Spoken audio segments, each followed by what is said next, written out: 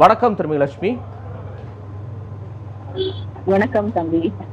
வணக்கம். இப்ப காங்கிரஸ் கட்சி தலைவர்கள் ரொம்ப தீவிரமா மோடி எதிர்க்கிறாங்க, ரொம்ப தீவிரமா விஜய் ஆதரிக்கிறாங்க. விஜயே எடுப்பாத ஒரு குரலை, தாவேகாவினரே எடுப்பாத ஒரு குரலை காங்கிரஸ் கட்சியினர் ரொம்ப அழுத்தமா எழுப்பிக்கிட்டு இருக்கிறாங்க. இதை வெறும் படத்துக்கான ஒரு குரலா பார்க்கணுமா, இல்ல அதை தாண்டி அரசியல் கணக்குகளோடு பார்க்க வேண்டிய அவசியம் இருக்கா? கட்டாயம் அரசியல் கணக்குகளோட இதை பார்க்கதான் வேணும். ஏன்னா காங்கிரஸ் இதை செய்வார்கள் நான் எதிர்பார்த்தேன். இனி அடுத்தடுத்து திமுக கூட்டணியில் இருக்கக்கூடிய மற்ற கட்சிகளும் இதை செய்வதற்கான வாய்ப்புகள் இருக்கிறது. என்னை பொறுத்த வரைக்கும் இது சுதந்திரத்துக்கு எதிராக வந்த சென்சார் அப்படி எல்லாமே நான் அதை புரிஞ்சுக்கல. காங்கிரஸ் அதை புரிஞ்சுக்கிறதுக்கு அரசியல் காரணங்கள் இருக்கிறது. ஏன்னா இப்ப தாவேகாவுக்கு போயிருவோம் நாங்க, இல்ல தாவேகாவுக்கு ஆதரவு தெரிவிக்கிறோம், தாவேகாவோடு நிற்கிறோம் அப்படின்னு சொல்வதன் மூலமாக திமுகவிற்கு ஒரு அழுத்தத்தை கொடுக்க முடியும், அதிக இடங்களை பெற முடியும் அப்படின்றதுதான் காங்கிரஸோட. இன்னைக்கு ட்வீட் போடக்கூடிய தினேஷ் சோடங்கரோ இல்ல இன்னைக்கு பேசக்கூடியவரோ அன்றைக்கு பிரஸ் கான்ஃபரன்ஸ்ல திமுகவோடு தான் நாங்க கூட்டணியிலிருந்து விலக போறது இல்லைன்றது தெளிவாக சொல்லியிருந்தார். அப்படி எத்தனையோ படங்களுக்கு எத்தனையோ நேரங்கள்ல பிரச்சனைகள் வந்திருக்கிறது. எல்லா நேரங்கள்லயுமே காங்கிரஸ் பேசினது கிடையாது. தமிழ் படங்களுக்கு ஏற்கனவே மெர்சல் படத்துக்கு பிரச்சனை வந்த போது அவர் பேசியதாக சொல்லிதான் இன்னைக்கு பிரவீன் சக்கரவர்த்தி அதை ரீகால் பண்ணியிருந்தாரு. பிரவீன் சக்கரவர்த்தி தான் காலையில இந்த இஷ்யூ ஆரம்பிச்சது. அடுத்தடுத்து இது அதே போக்குல தொடர்ந்து காங்கிரஸுக்கு இது இன்னைக்கு சரியான ஒரு அரசியலாக அவர்கள் கையில் எடுத்திருப்பது தோன்றலாம்.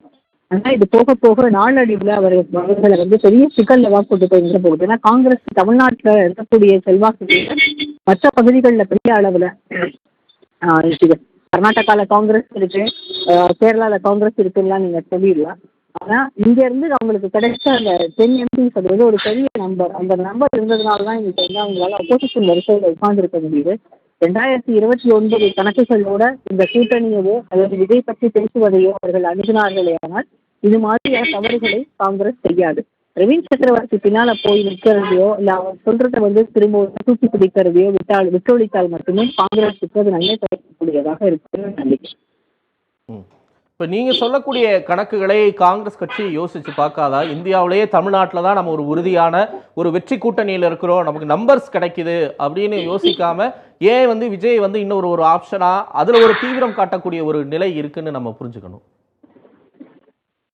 இல்ல இது காங்கிரஸ்ல இருக்கக்கூடிய ஒரு செக்ஷன் தான் இதை செய்யறாங்க. எல்லாருமே இதை செய்ததாக நம்ம புரிஞ்சுக்க முடியாது. ஏன்னா இதை பற்றி இதுவரைக்கும் டெல்லியில் இருக்கக்கூடிய தலைவர்கள் யாரும், அதாவது கர்கேவாகட்டோ இல்ல ராகுல் காந்தியோ இல்ல சோனியா காந்தியோ இல்ல பிரியங்கா காந்தியோ யாருமே இதை பேசவே இல்லை. இன்னும் சொல்ல போனால் காங்கிரஸுக்கு ஆதரவு கொடுக்கக்கூடிய ஒரு சூழலுக்கு விஜய் வந்துட்டாரு, இல்ல காங்கிரஸும் விஜயும் சேர்ந்து போக போறாங்க அப்படின்னா விஜய்க்கு ஆபத்துகள் அதிகமாக தான் ஆகுமே தவிர.